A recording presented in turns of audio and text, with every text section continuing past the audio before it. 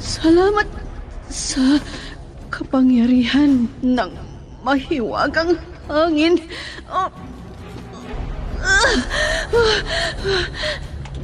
Nandito na ako sa kuweba.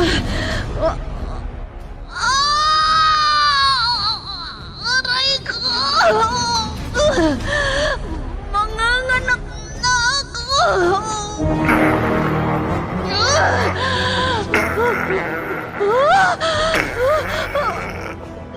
Bayawak!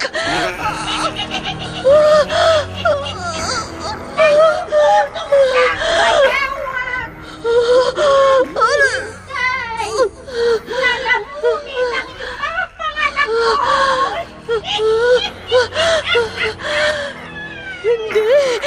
Hindi ko ipahihintulot!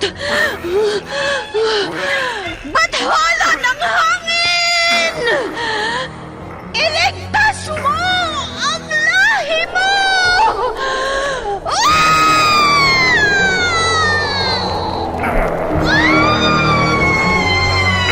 Bakit hindi mo sinakmal ang sanggol?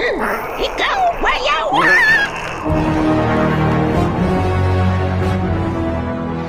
Immortal. Kasaysayan ng isang dayuhan na hindi mapagtanto ang pinanggalingan.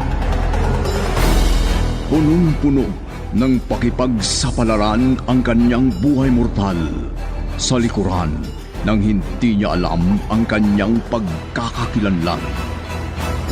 Ano ang kanyang pakay sa mundo ng tao? Immortal! Naiibang nobela na inyong mapapakinggan sa oras na ito mula Lunes hanggang Sabado. Nobela at sa panulat ni Leti Astudillo Aquino at sa direksyon ni Lubimin Aquino Sr. Mula sa Lovelet Artist and Talent Center Drama Productions, handog sa inyo ng #1 and most trusted radio network in the country, Bombo Radio Philippines. Basta Radio Bombo! Immortal!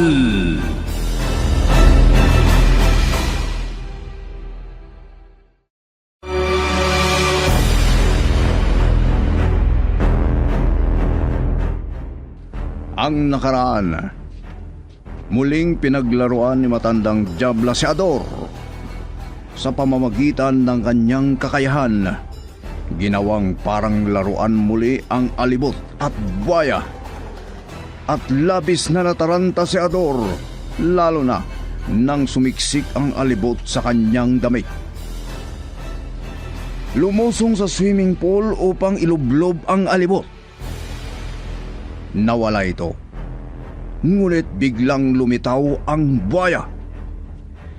Ngunit kahit ganun pa man, hindi pa rin natuklasan ni Ador kung iisa lamang ang buwaya at ang alibot. Samantala, sa kabilang panig, tinawagan ni Riani si Artemio at tinanong kung naroon si Amar sa bahay nito. Hindi mapawi sa isipan ni Riani ang takot. Paano kung dumating ang panahon na tuluyan nang lumisan si Amar? At doon na naman sa farm ni Gadon, sunod-sunod ang mga reklamo ni Ador. Ngunit biglang lumapit si matandang Diabla sa kanilang usapan. At ngayon, narito ang karugtong ng nobelang pinamagatang Immortal.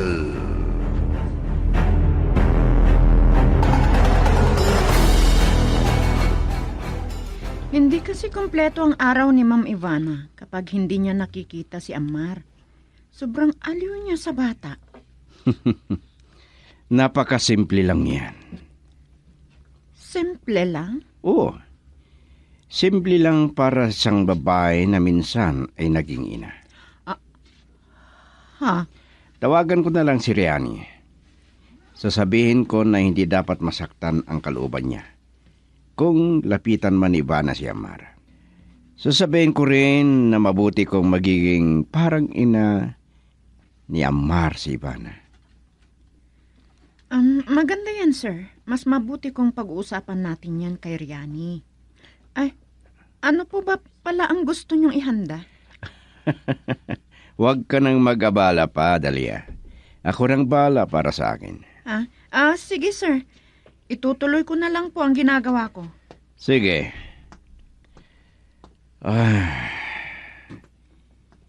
Iniisip pa rin ni Ivana ang mga alaala ng kanyang panaginip. Dahil sa gamot, hindi niya may kakaila ang katotohanan tungkol sa kanya at kay Amar.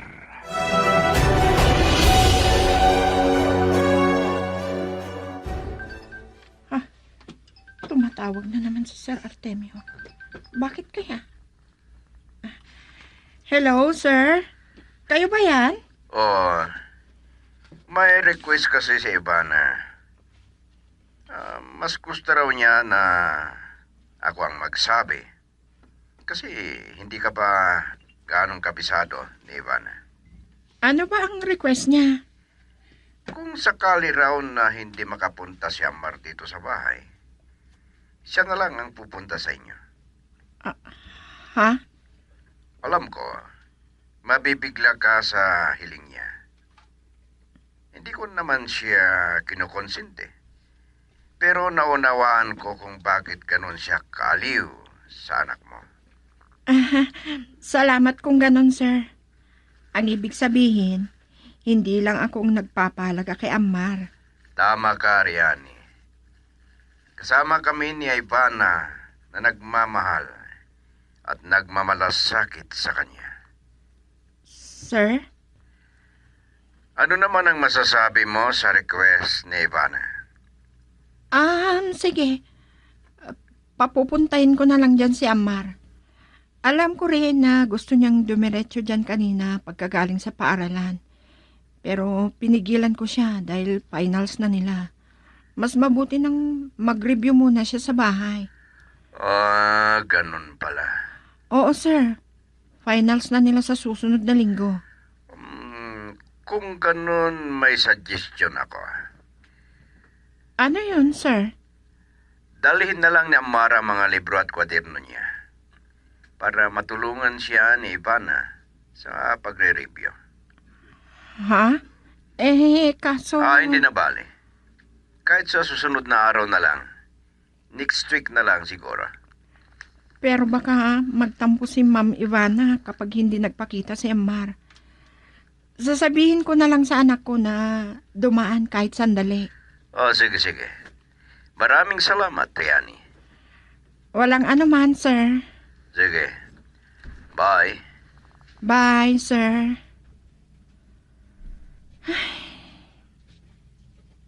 Bakit kaya ganito? Kahit ako, sumasama ang loob ko kapag naiisip kong parang si Ma'am Ivana ang mas gustong makita agad ni Amar pagkagaling sa paaralan. At ako, hindi ko rin kayang tiisin ang mga kahilingan niya tungkol kay Amar. Nalilito ako sa gitong pakiramdam. Sean Masa.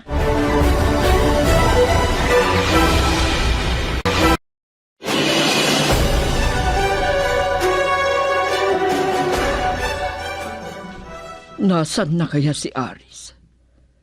Si Carmina lang nakikita ko sa hardin. Ay, siguro, magkasama sila na naglalaro sa kanilang cellphone.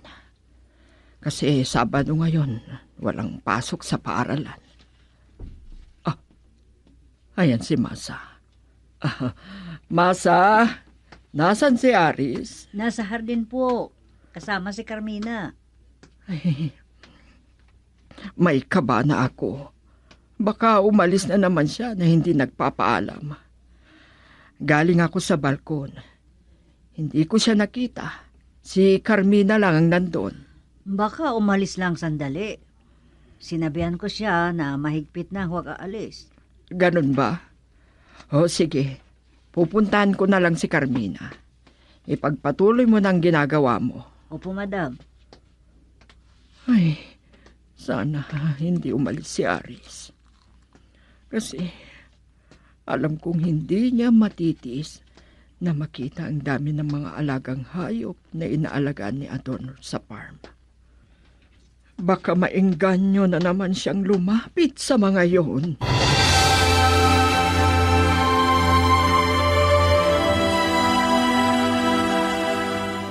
Carmina, apo, nasaan ang kuya mo? Sumama po kay Daddy, Lola. Ano? Sige. Sabihin mo na lang sa akin kung sakaling umalis siya na hindi nagpapaalam. Natatakot po ako, Lola, kasi kasama si Daddy. Mas nakikinig siya sa daddy niyo kaysa sa akin. Lagi niyo po kaming pinapayuhan, Lola. Ayokong mag-alala kayo sa amin. Salamat, apo. Sana ganyan din ang kuya mo. Malasakit na malasakit ako sa inyo, Lola. Kayo na ang pumalit sa mami. Kayo nang nag-alaga sa amin mula nung mawala siya. Pero hindi ko maalala ang mukha ni mami.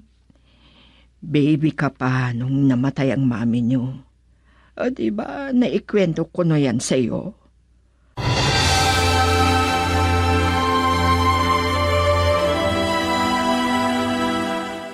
Ngayon lang ako nakarating sa bahaging ito ng farm. Grabe. Ang laki rin pala nitong binili ni Sir Gasong. Pero sabi niya, kalahati lang daw talaga ang sakop ng farm na ito. Gagawin daw palang plantasyon yung ibang parte ng lupa. Ano kayang itatanim doon? Babalik na lang ako sa rest house.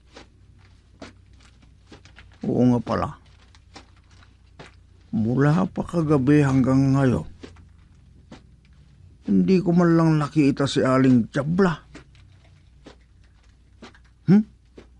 Mas maganda rin kung umalis na siya.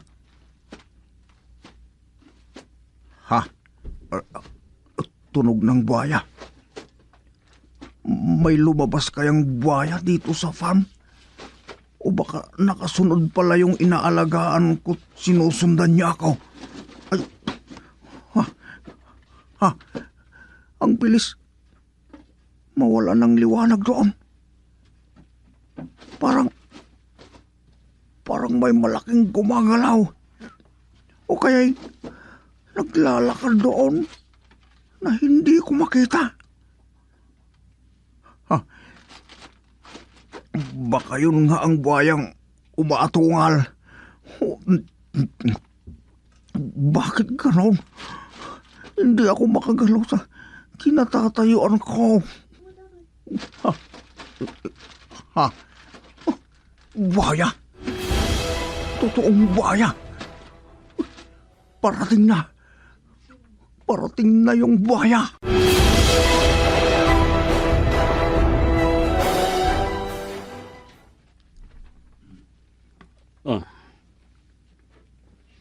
Ngayon lang nawala si Ador para sumalubong sa akin. Dati-rati, agad-agad niya akong sinasalubong.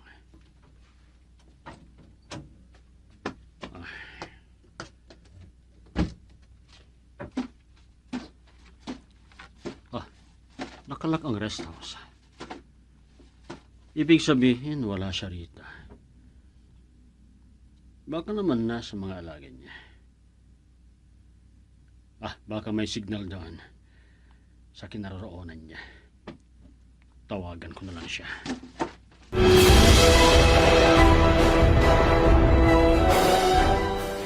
Sir, hindi kayo maniniwala.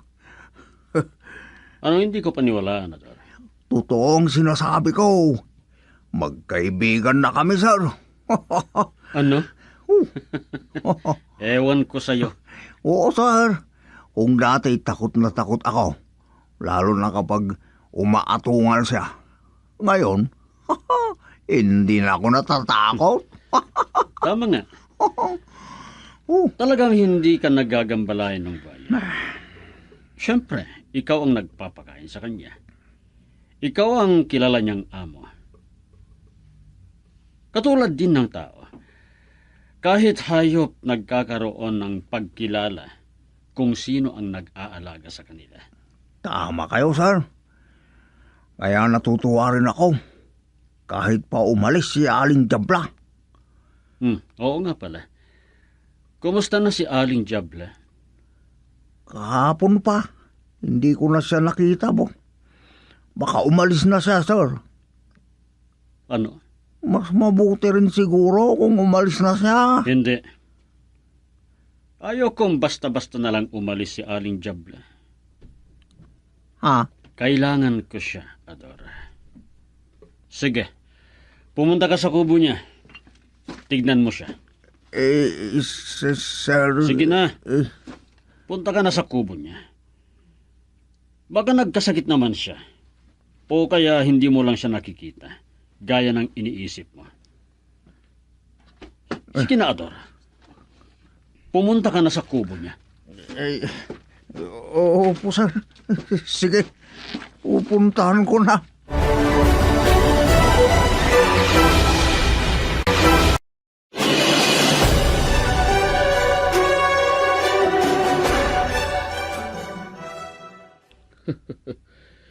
Masaya ring nagkasama si Dalia at Riane. Nakisabay uli si Dalia sa kotse ni Riane. Pupunta raw sila para mamasyal, kasama ang alaga niya o kaya ang anak ng politikong negosyanteng misteryoso.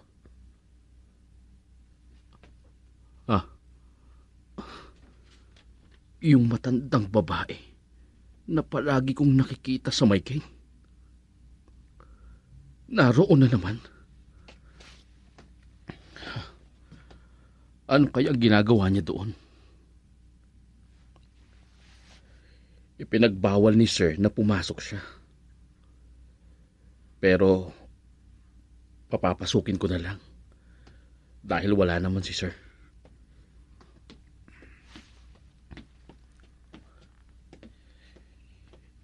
Ina, ano po ang may tutulong namin sa inyo? Hindi, Ma'am Ivana. Sabi ni Sir, huwag ka nang lalapit sa matandang babae. Ha? Si Ma'am Ivana, papunta rito. Paalisin mo na yung babae, Sir Marlon. Ayaw ni Sir Artemio na makita pa yung babae. Sige Dalia. Ina matanda, umalis ka na lang muna.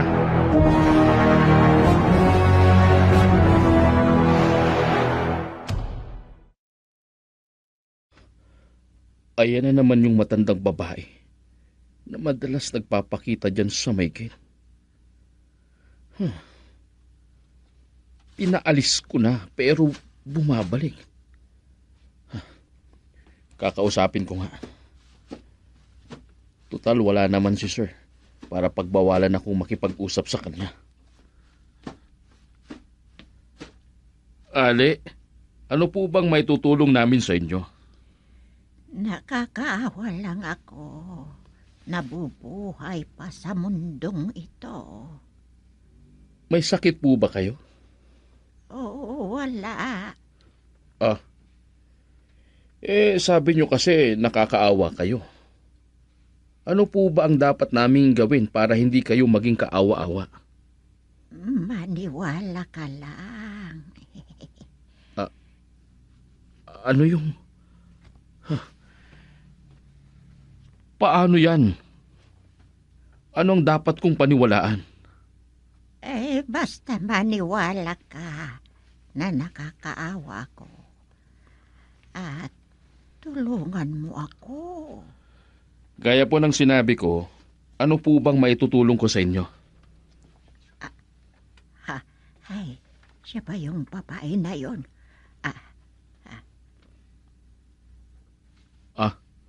Bakit parang nagulat kayo? Marlon? Ma'am, may pag-uutos po ba kayo? Ay, sige, babalik na lang ako. Sige. Teka lang, Ali. Sandali lang po. Bumalik po kayo. Nawala siya. Marlon, sino yung matandang yon?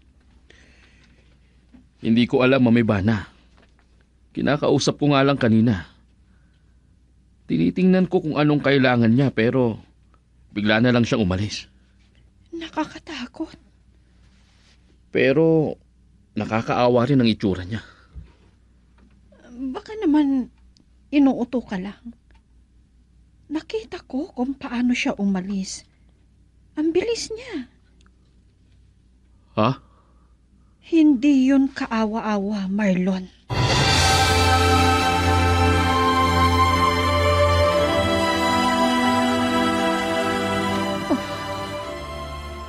Siya yung... Marami na akong nakalimutan. Pero, paulit-ulit kong naririnig sa isip ko ang tinig ng matandang iyon.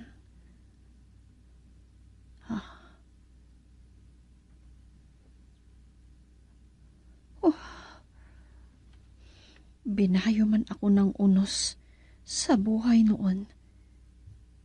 Hindi ako natakot. Marahil ang matandang iyon ang makakapagsabi kung ano ang nawawala sa bahagi ng pagkatao ko.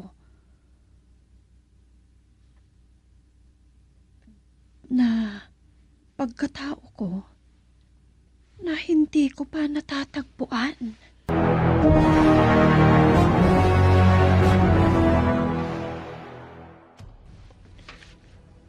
Pasensya na po, Ma'am Ivana.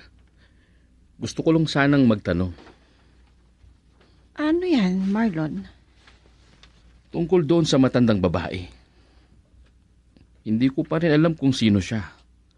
Kahit na madalas siyang nagpapakita. Pero kanina ko lang siya nakausap kasi wala si Sir. Ibig mo sabihin, pinagbabawalan ka ni Artemio na kausapin yung matandang babae? Oo, Ma'am Ivana. Kasi parang kilala ni Sir yung matandang yun. Parang may alam siya tungkol doon.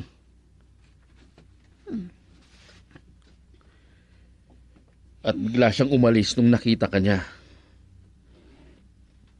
Parang natakot. Kaya naniniwala akong kilala ka rin niya, Ma'am Ivana. Pero, hindi ko nakita ng malinaw ang mukha niya. Dahil, hindi ko siya nakausap ng malapitan. Pero, bakit naman siya matatakot sa akin?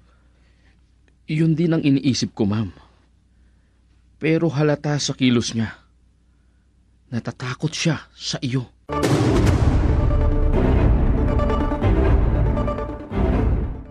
Hindi ako nagkakamali.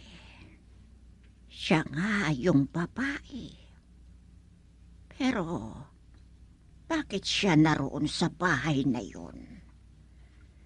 Siya ang babaeng sumira sa tiwala sa akin ng hari ng mundong pinagmulan ko. Babalikan ko siya kapag nagtagumpay ako na may tago ang babaeng iyon. Sisiguraduhin kong hindi ko hahanapin ang aking sadya sa mundong ito. Siya mismo ang hahanap sa akin.